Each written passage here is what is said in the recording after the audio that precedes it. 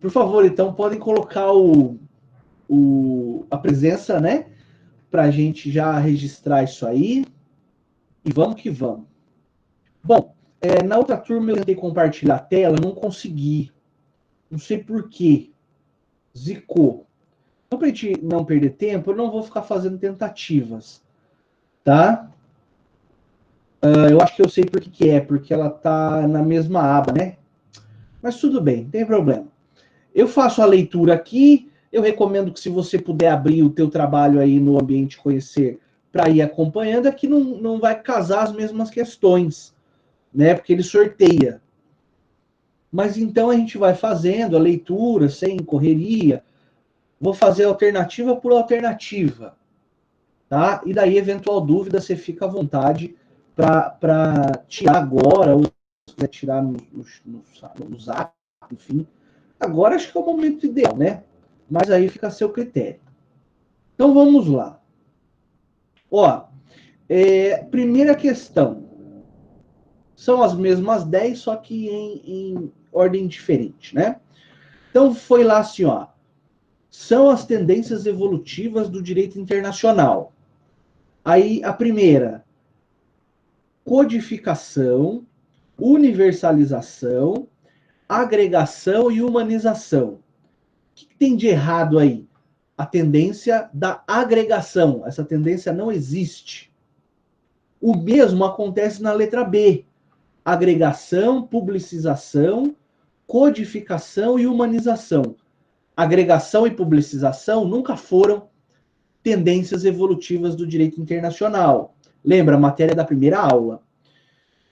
Depois veio, na letra C, universalização, regionalização, institucionalização, humanização, objetivação, codificação e jurisdicionalização. Aí tá certo. São todas as tendências evolutivas, 1, 2, 3, 4, 5, 6, né? 7 tendências evolutivas do direito internacional público. O gabarito dessa questão, portanto, seria a letra C. E a letra D também não é, porque eu tenho ali a presença, de novo, da agregação, que leva a questão a estar errada. Número 2. Assinale a alternativa correta. As teorias que explicam a relação entre o direito internacional e o direito interno, então matéria também é objeto da segunda aula, são as teorias dualista, monista e complexa. Pessoal, não existe teoria... Opa, vou aceitar a colega aqui. Não existe teoria complexa, tá joia? É só dualista e monista. Aí a monista se divide num monismo com primazia no direito internacional e um monismo com primazia no direito interno. Ótimo. Depois, letra B. As fontes do direito internacional público classificam-se em primárias, secundárias e terciárias. Tá errado, né? Elas são primárias e secundárias ou auxiliares, tá? Beleza. Daí vem aqui a letra C. Segundo o dualismo, o direito internacional e o direito interno são áreas da ciência jurídica que jamais se comunicam e não possuem qualquer interdependência, uma existindo sem a outra. Tá certo isso. Quando nós estudamos lá a relação do direito interno e do direito internacional, nós vimos efetivamente que o dualismo, que é uma doutrina italiana, ela pregava, até porque ela foi superada, né? Mas ela pregava que o direito interno e o direito internacional existiam sem que uma ordem dependesse da outra. Logo, não haveria nunca conflito, não é, entre as normas internas e internacionais. Então, essa alternativa está certa. E a D está errada, porque, veja, o monismo com primazia no direito internacional prega o culto à Constituição. como único fundamento de validade da ordem internacional. Não, pessoal, o monismo com primazia no direito internacional, ele prega que a Constituição ela é subjugada pela ordem internacional. O monismo internacionalista prega, é aquele do Kelsen, né? Prega que a Constituição deve obediência ao direito internacional. Por isso, essa questão encontra-se errada. O gabarito aqui seria a letra C. Turma, se tiver muito depressa, vocês avisam, tá? Ninguém aqui tem mais pressa do que o necessário, tá? Tá certo? Número 3. Os sujeitos de direito internacional são. Então, é aquela velha distinção entre sujeitos e atores do direito internacional. Então, letra A. Estados, organizações governamentais internacionais, seja lá o que isso signifique, organizações não governamentais, pessoas jurídicas, indivíduos e blocos regionais. Tá errado. Tem muita gente aí elencada como sujeito. O rol dos sujeitos ele é um rol mais enxuto. Letra B. Estados, organizações governamentais internacionais, organizações não governamentais, pessoas jurídicas e indivíduos. Ainda tem muita gente. Dá para cortar mais. Letra C. Estados, organizações governamentais internacionais, organizações não governamentais e blocos regionais. Ainda está muito povoado o rol, porque o rol ele é mais enxuto, é o rol da letra D.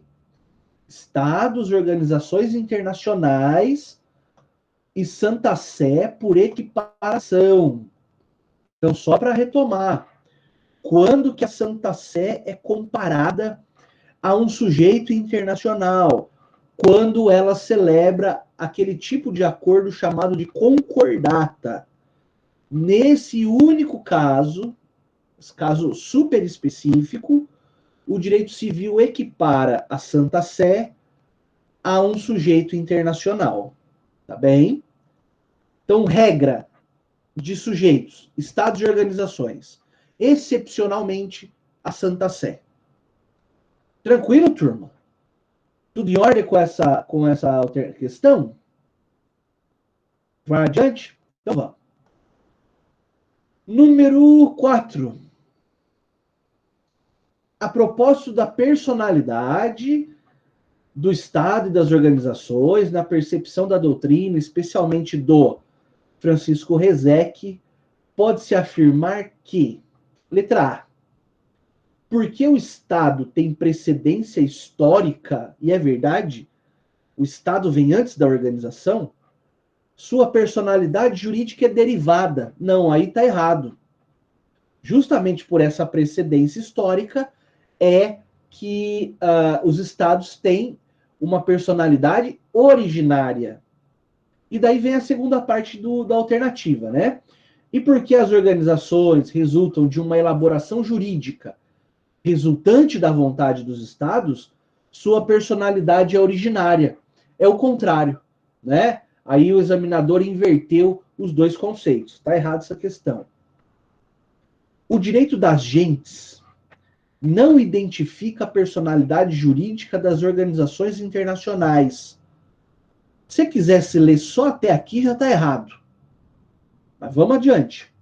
Dado que aplicado especialmente aos estados, que detêm natureza jurídica definida por elementos de direito público. Olha, dizer que o direito internacional não reconhece personalidade para as organizações internacionais é um erro grosseiro, né? Porque como é que nós vamos explicar que a organização internacional seja parte de um tratado, né? Como é que nós vamos explicar aquilo que, por exemplo, estudamos na aula de quarta-feira, que a organização internacional tem autonomia patrimonial, capacidade processual e titularidade negocial.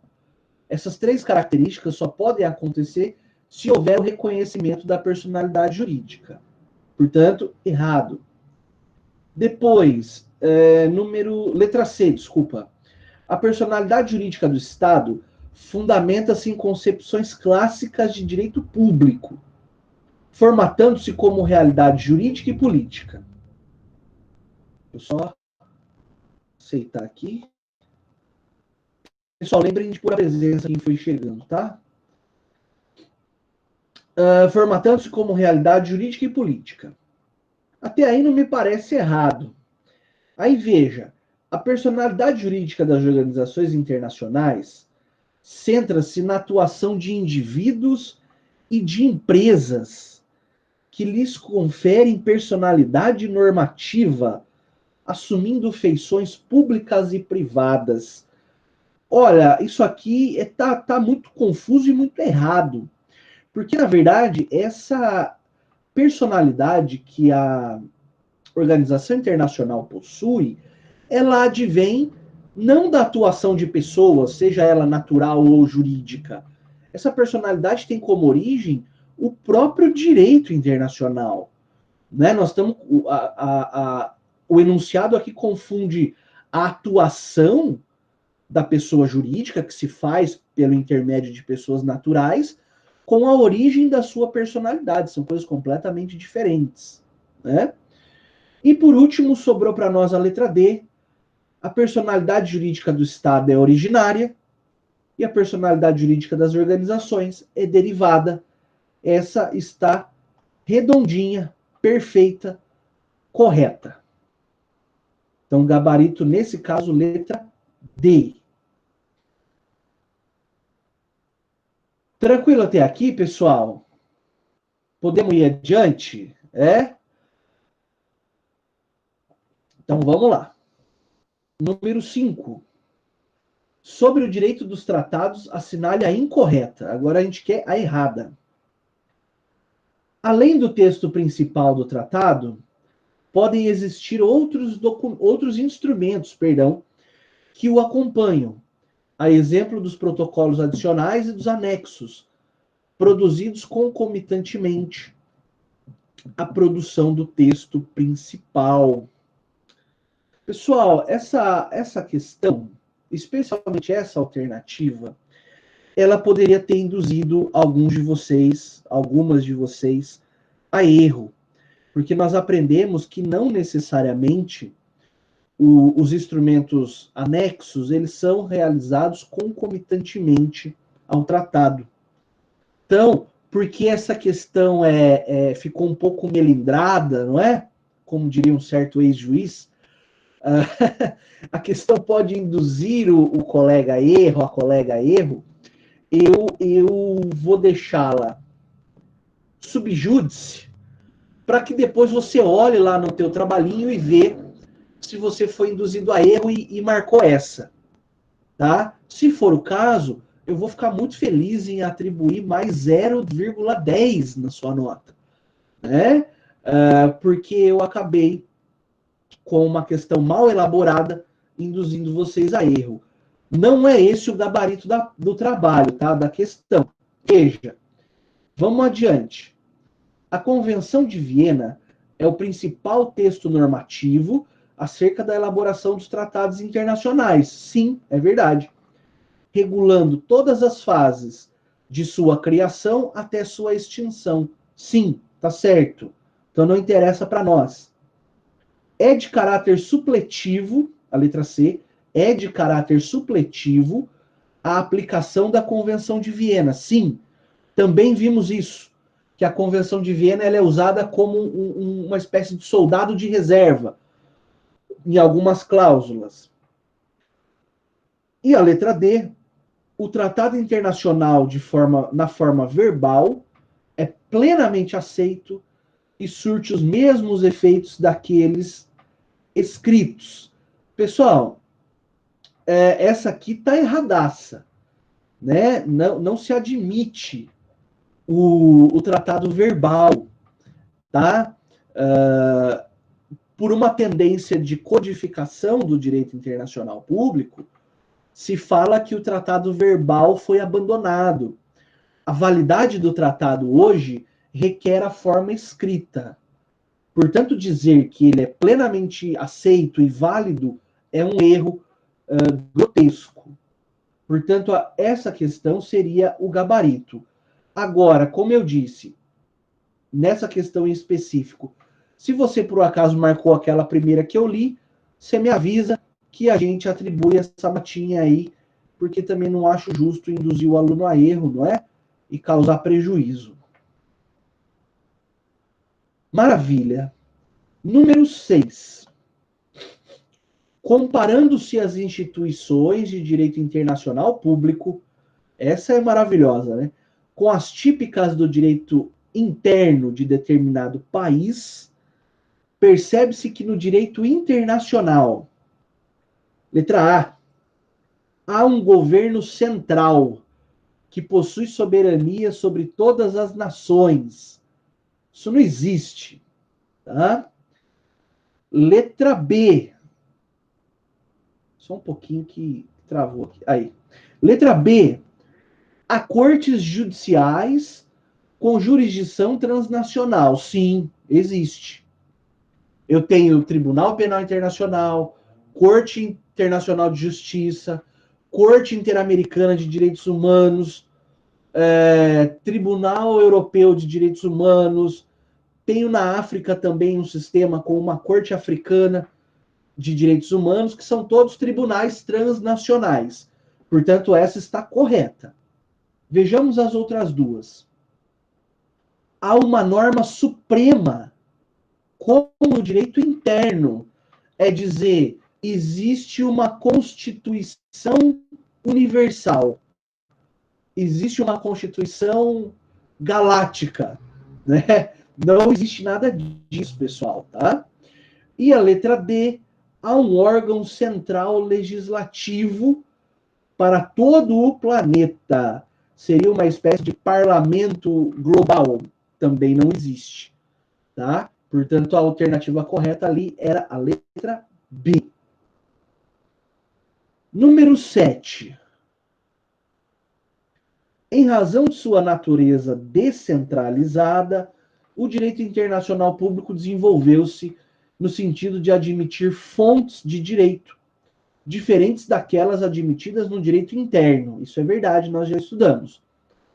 Que fonte entre as listadas a seguir não pode ser considerada fonte do direito internacional? Então vamos lá. Tratado é fonte do direito internacional público? Se é, tanto do público quanto do privado. Decisões de tribunais constitucionais dos estados? Não. As cortes constitucionais dos estados e as suas decisões não são fonte para aplicação do direito internacional público. Agora lembrem, a jurisprudência das cortes internacionais, sim.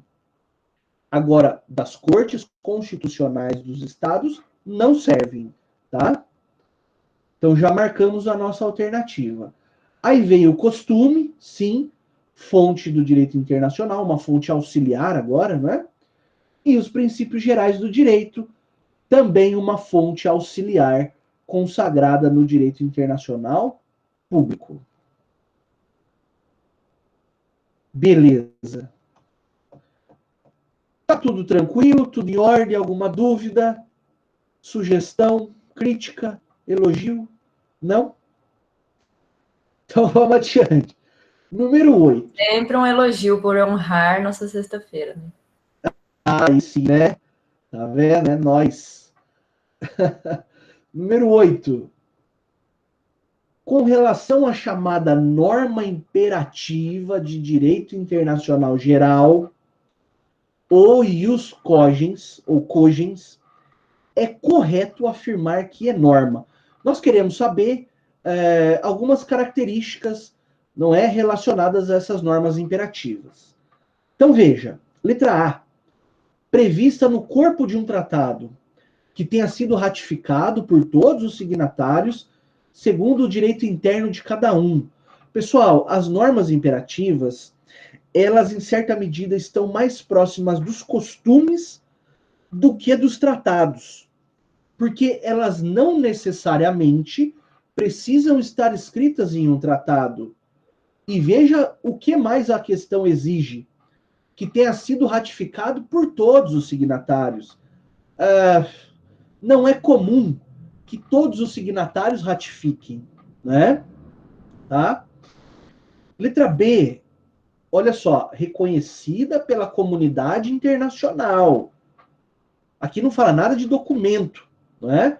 Como aplicável a todos os estados, sim, da qual nenhuma derrogação é permitida, quer dizer, os estados não podem afastar essas normas.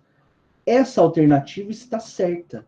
As normas imperativas são reconhecidas pela comunidade internacional, aplicável a todos os estados do mundo, e não permite o afastamento, a derrogação. Lembra que falamos, e está na Convenção de Viena, qualquer tratado assinado contra uma norma imperativa é nulo, não é? Salvo engano, o artigo 52 e 53 da Convenção.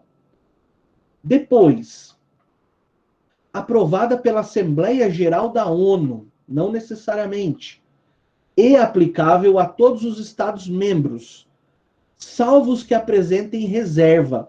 Ora, se agora há pouco nós concordamos que não é possível derrogação, é claro que não é possível reserva, porque a reserva seria um afastamento da norma. Não é possível, está errado. E a letra D, que norma imperativa é norma de direito humanitário. Não necessariamente. Expressamente reconhecida pela Corte Internacional de Justiça, aplicável a todo e qualquer Estado em situação de conflito. Olha, a aplicação das normas imperativas não está reservada a momentos de conflito. A aplicação das normas imperativas ocorre sempre que houver a elaboração de um tratado internacional ou até mesmo de um tratado já celebrado em conflito com essa natureza de normas, tá? Então tá errado. É a letra B certa. Nesse simulado aqui deu bastante B, né?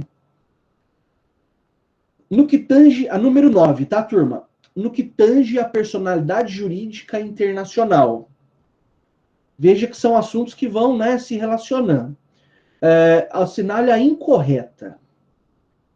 Os atores internacionais, atores agora, não possuem capacidade para peticionar perante os tribunais e cortes internacionais. Tá certo, eles não possuem mesmo.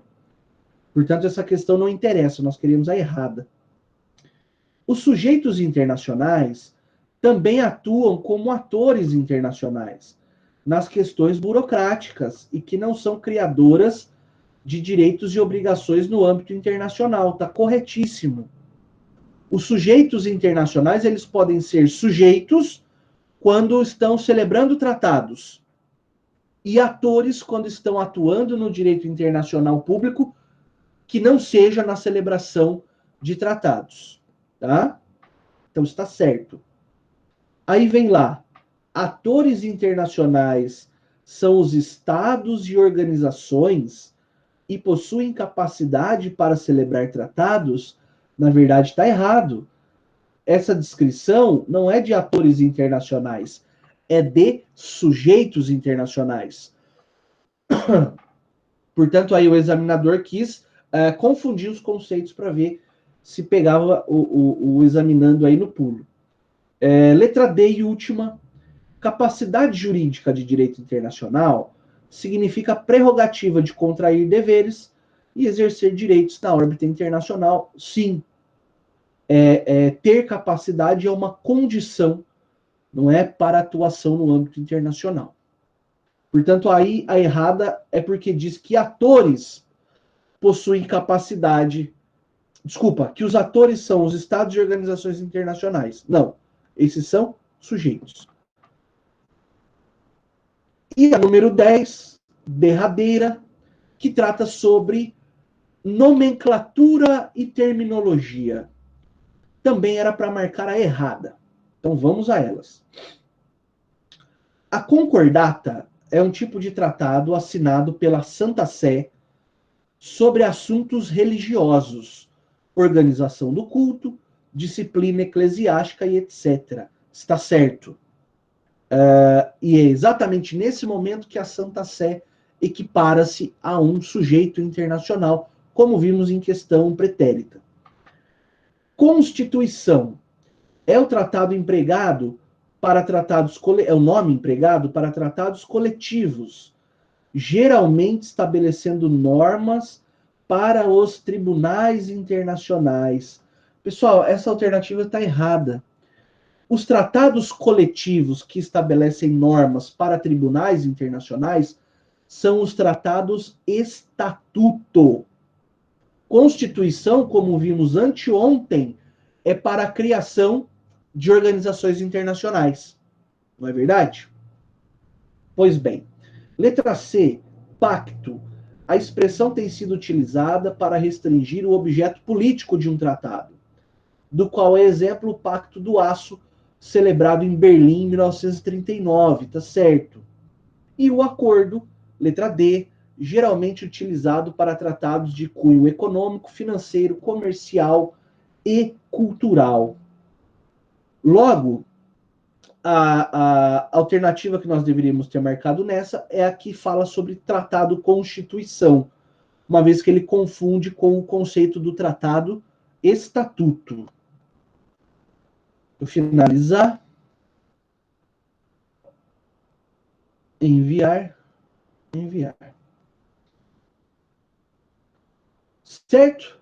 Pessoal, com relação àquela questão que eu havia mencionado, eu peço então que deem uma olhada depois com calma e me dá um aviso no WhatsApp lá.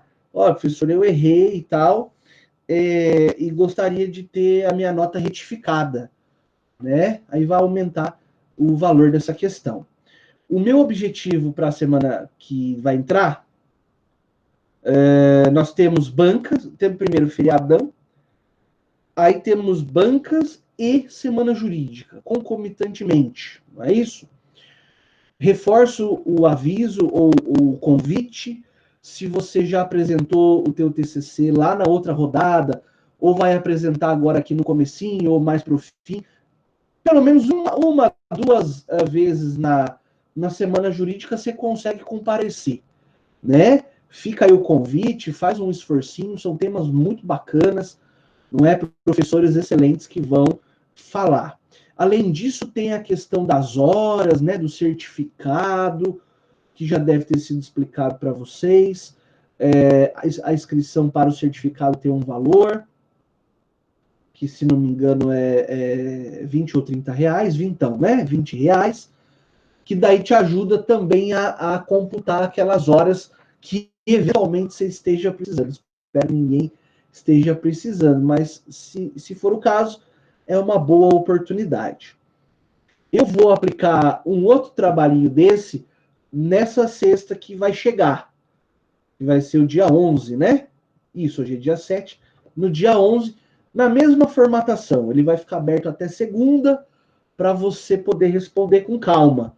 E depois a gente faz também uma correção. Tá? No mais, acho que é isso. Desejo para todos que apresentarão o trabalho semana que vem muita calma, fiquem tranquilos, vocês estão entre amigos, seus professores, antes de mais nada, são seus companheiros, e fiquem tranquilos que tudo vai dar certo. E daí a gente volta com aula na semana que, fora essa que vem, na outra, né? Para a gente dar conta do nosso conteúdo antes da prova. Bacana, turma? Não havendo dúvidas ou apontamentos, acho que nós podemos dar a reunião por encerrada nessa data. Agradeço a todos, desejo um bom feriado, bom descanso, e nós nos vemos aí na semana que vem. Valeu, professor. Valeu? Pois não. Boa noite para o senhor. Boa noite. Boa noite. Professor. O teu áudio deu uma cortada, Bruna. Oi, Stefânia. Tá me ouvindo?